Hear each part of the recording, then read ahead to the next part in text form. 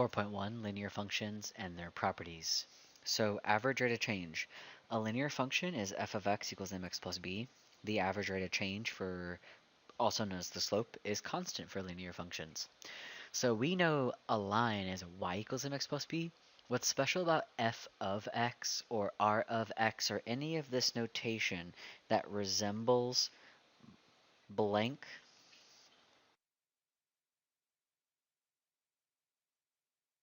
of blank?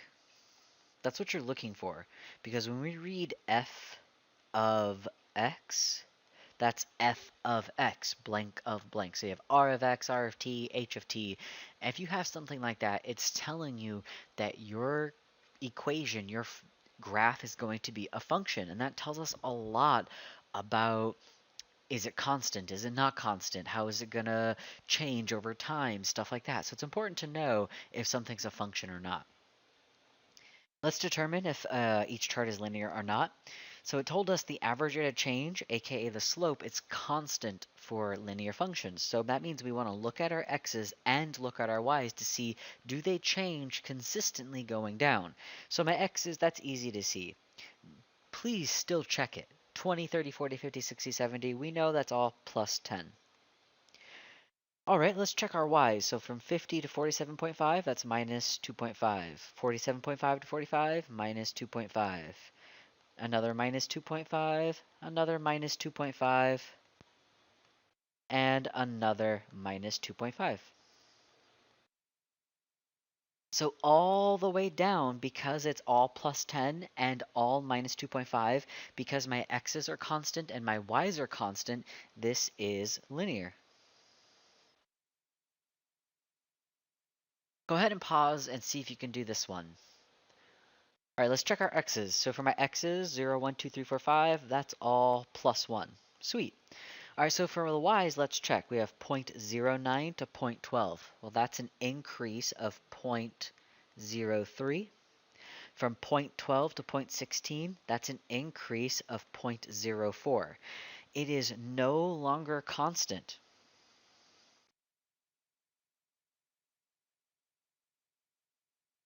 Since it's no longer constant in our y's, you can stop there. It's no longer linear. Let's build linear models from verbal descriptions. We're going to use f of x equals mx plus b. Straight line depreciation. So straight line, it tells us a line. It tells us y equals mx plus b. Book value is the value of an asset that a company uses to create its balance sheet. Some companies depreciate assets using straight line depreciation so that the value of the asset declines by a fixed amount each year. The amount of the decline depends on the useful life of the company assigns to the asset. Suppose a company just purchased a fleet of new cars for its sales force at a cost of $31,500 per car. The company chooses to depreciate each vehicle using the straight line method over 7 years. Let's write a linear function that expresses the book value v of each car as a function of its age x in years. So when we have a lengthy word problem, we start to care when they give us numbers. Numbers happen after the word suppose. After the word suppose, we start to get numbers that we bought the car for this much, that we're going to keep it for 7 years. So let's write our linear function. A linear function at its core is f of x equals mx plus b. However, it doesn't want us to use f of x. It wants us to use v of x. So our value after we plug in x. Now we just need to find our m and our b. The b is the easiest thing to find. We know the b is actually the y-intercept, and we call that the start, because isn't that the first point you always plot when you graph? We can call it the start and initial value. So in word problems, the initial value means more to us because that's how much we did or paid for whatever we did, bought the car, that's how much money we started off with. So our B, because we bought the car for $31,500. Now we just need to find our M. So M is the thing that changes. We bought the car for 31,500 and they're only keeping it for 7 years. Because this is the straight line method, because this is a line, we know that it's going to consistently change every year for 7 years. They're only keeping this car for 7 years. So we bought the car originally for 31,500 and we're keeping the car for 7 years. So that's going to give us how much does it change every year, and that's 4,500. Now, because it's being depreciated, that's a negative. When you're feeling depreciated, like when you're feeling like you're depreciated, you know that you're feeling down, you're feeling negative, you're not feeling good about it. That's how we remember that that means negative. So our M is negative 4,500, and our B is positive 31,500.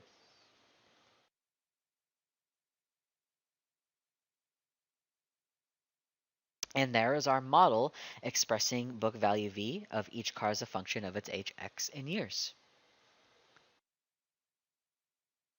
Now we need to graph this. So when we think of the coordinate plane system, it looks like this. Don't draw a big one, just draw a small one. We have quadrant 1, quadrant 2, quadrant 3, quadrant 4.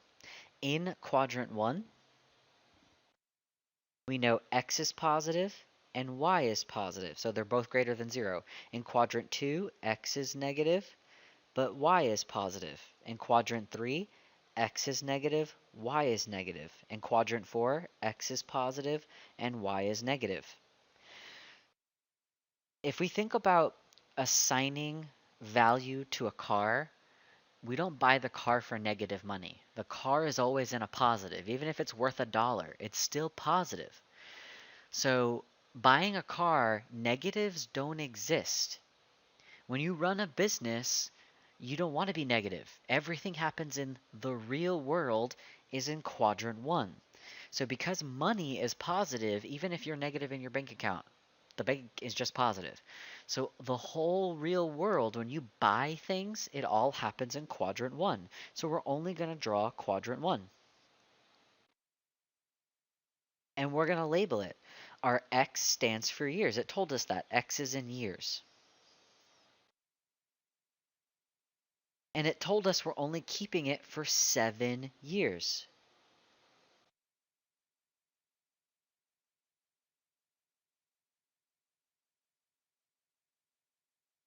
We only go to 7 because after 7 years, this car is worth nothing. Nothing means 0, and they're just going to get rid of it. It's nothing to them anymore. Now, our y-axis, in place of y, it's v, v of x. V is in place of y, so that's our book value. Our book value, it starts at 31,500. Now, since we know it depreciates every year for 7 years by negative $4,500, we can find our missing tick marks. We do 31,500 minus 4,500, and we get our next tick mark of 27,000.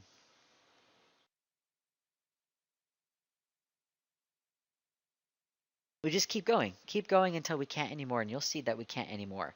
So we do 27,000 minus 4,500, and we get 22,500. Keep going, 22,500 minus 4,500, and we get 18,000. We got 18,000 minus 4,500, and that leaves us with 13,500. 13,500 minus 4,500, we're left with 9,000. 9,000 minus 4,500 is 4,500.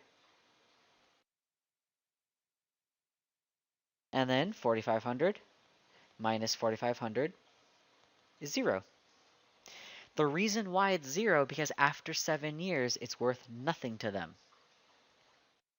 So when we plot our points, we start at year 0 at 31,500. After 1 year, it's 27,000. After 2 years, it's 22,500. After 3 years, it's 18,000. After 4 years, it's 13,500. After 5 years, it's 9,000. After 6 years, it's 4,500. And after 7 years, it's worth nothing.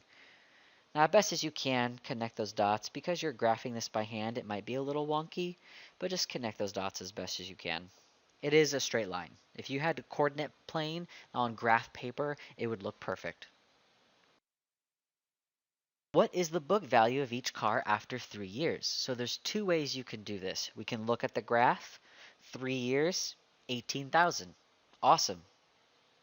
But what if you're not using the graph? What if the graph is the one thing that's stopping you from continuing on? Then skip it and keep going. So let's see. Another way we can do this is years stands for x. So we're saying x equals 3. Let's plug it into our model. So we have value equals negative 4,500 times x, which is 3, plus 31,500. We get negative 13,500 plus 31,500, and that leaves us with $18,000.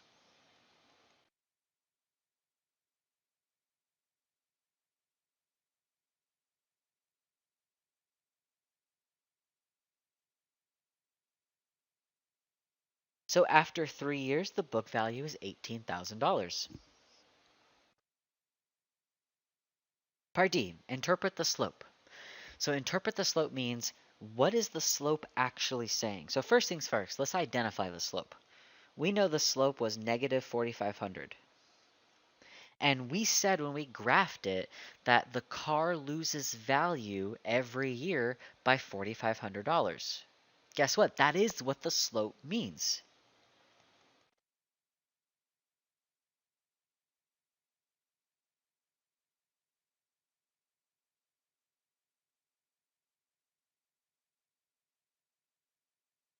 Every year the car depreciates by $4,500. What I'm looking for is how often does it go up or down, and how much does it go up or down. That's all I'm looking for. So any synonym for each year, if it goes up or down, and how much. You can say every year that passes, the car loses $4,500. You can say for each additional year that passes, the book value of the car decreases by $4,500. Really what I'm looking for is how often does it go up or down, and how much. When will the book value of each car be 9,000? So when, that's a time question. What time is it going to be 9,000? And when to us is years because we're using years. So in part E, we're looking for when, which is our time. And time in this case means x in years. It's saying when will the value be 9,000? So it's given us a value of 9,000. There's 2 ways we can do this. Look at our graph. 9,000, that is 5 years.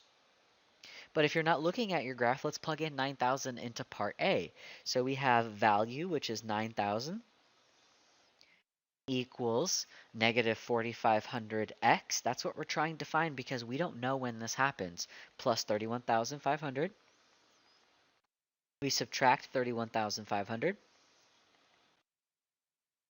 And when we do, we're left with negative 22,500 equals negative 4,500x divided by negative 4,500. And we get x equals 5.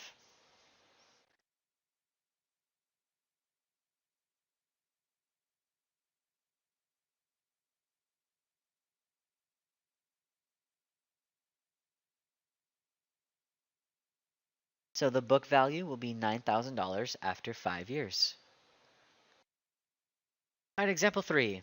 We have a graph, g of x. We have 3 points, negative 15, 60, 520, and 15, 0. We know this is a line. So let's just go ahead and start solving. Let's solve g of x equals 20. I know, very specific, very detailed here. So g of x equals 20. We know g of x all that means is y equals 20. So if it's asking us to solve and we have y, it's looking for x. So if we look at the graph, when y is 20, x is 5. So g of 5 equals 20.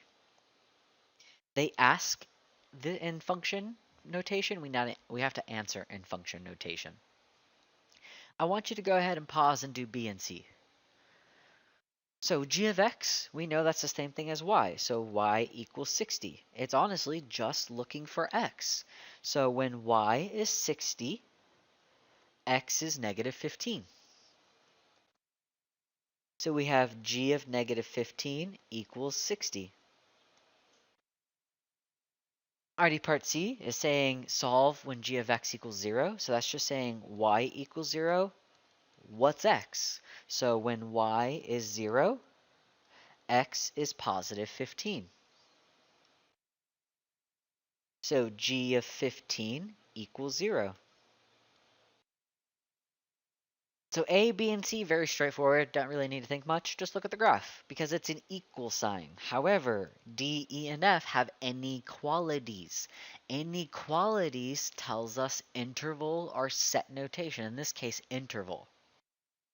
So D, E, and F, because of those are inequality symbols, we know that that tells us intervals. A single inequality has one inequality symbol. Your answer is going to have infinity in it. A compound has two inequality symbols. It has a start and a stopping point, and it's always going to look like this, like number, less than number, less than number. Whether it has a line underneath, that's just up to the problem. And there's no infinity symbols when we talk about compound. So if we look at D, E, and F, D and E, those are both single because it only has one inequality symbol. If we look at F, that's a compound because there's two inequality symbols.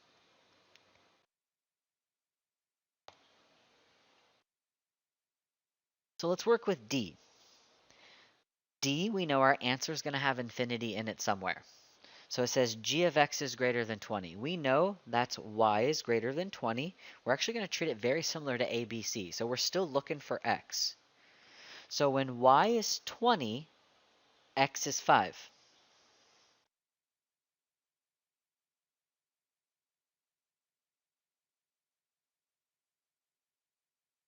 Now, how we write our answer, because this is an inequality and it's a single inequality, we're going to have infinity symbol somewhere in our answer. So it wants to know y is greater than 20. So let's go to where y is greater than 20. So y at 20 is right here. I need greater than. So my y's need to get bigger. So they go from 20 to 60. That means the graph needs to go this way. Since the graph needs to go this way, let's figure out what's happening to the x's. It goes from 5 to negative 15. The x's are going down. Since the x's are going down, that's negative infinity. So our answer is going to be negative infinity to the x, which is 5. It has a parenthesis because there's no line underneath. So the whole goal is to find out where your y is and the x attached to it. So our y is 20, the x attached to it was 5. Now it's saying what's happening to the y as it goes down and what is it doing to the x's. So figure out what's happening to x as y gets bigger. So it says y is greater than 20. That means when we graph it, on this graph we want to go greater than. That's why it goes 20 to 60. So it needs to go up in order to do that. And while it's going up, my x's go from 5 to negative 15.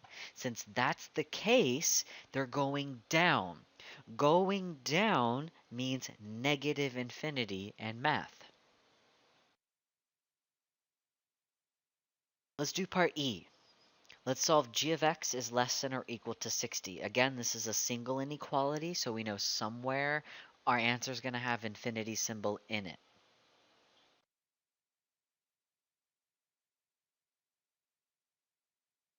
So we treat it very similarly. Let's figure out where y is 60. So y is 60 is right here. The x attached to it is negative 15. All right, so now we figure out what's happening to the graph and the x's as y becomes less than 60. So let's see.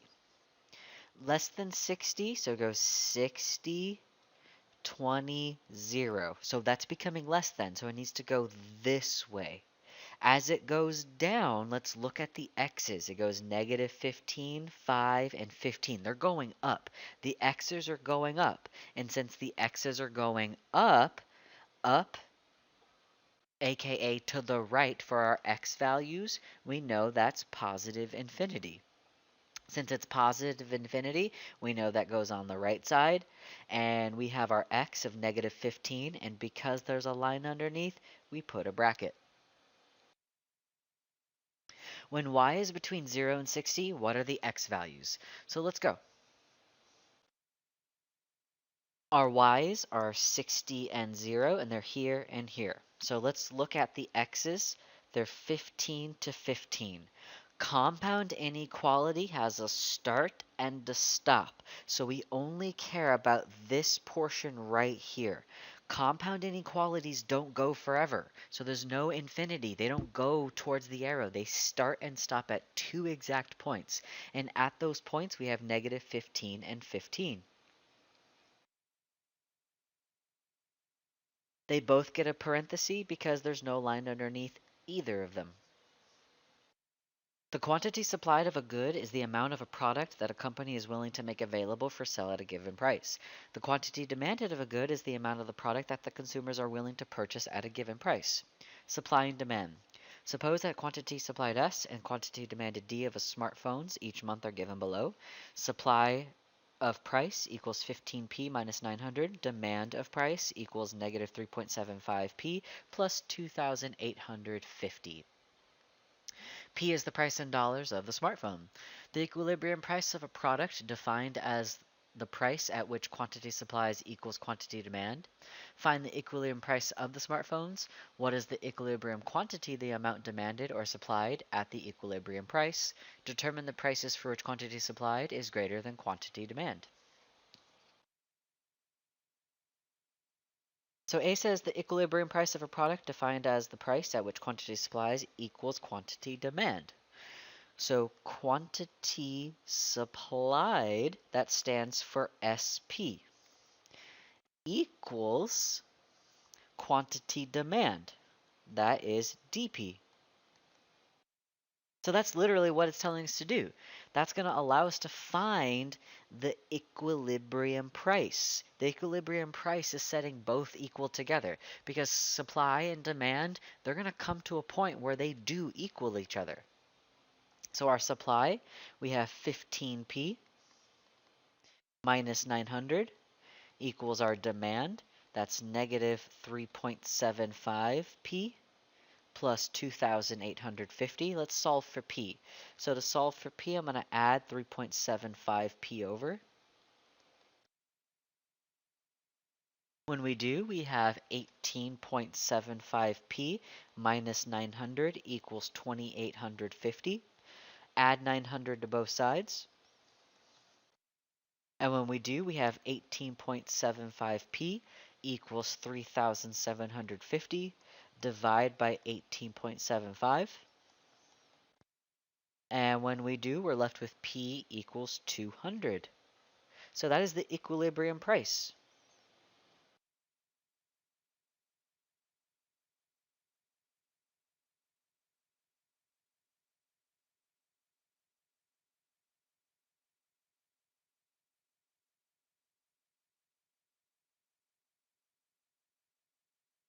The equilibrium price is $200 per phone. Now it's asking what is the equilibrium quantity, the quantity demanded or supplied at the equilibrium price. So the price that we found, 200, it came from SP and DP. It came from both equations because we set them equal to each other. So you can plug in into any equation your P that you found.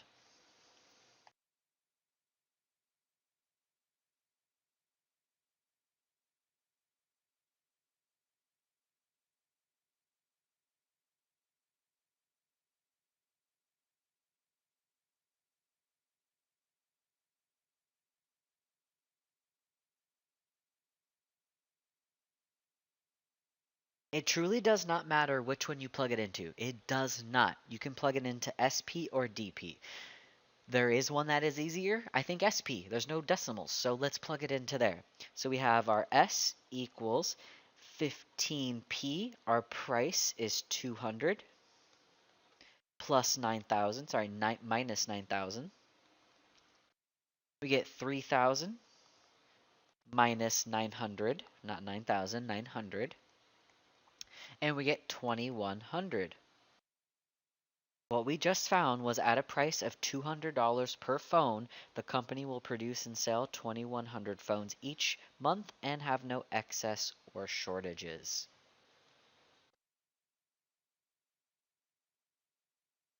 Part B. Determine the prices for which quantity supplied is greater than quantity demanded. So it's telling us supply, which stands for S. We have SP is greater than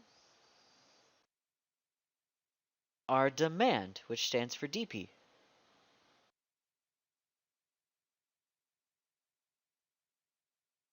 If you notice, they're set up the same exact way.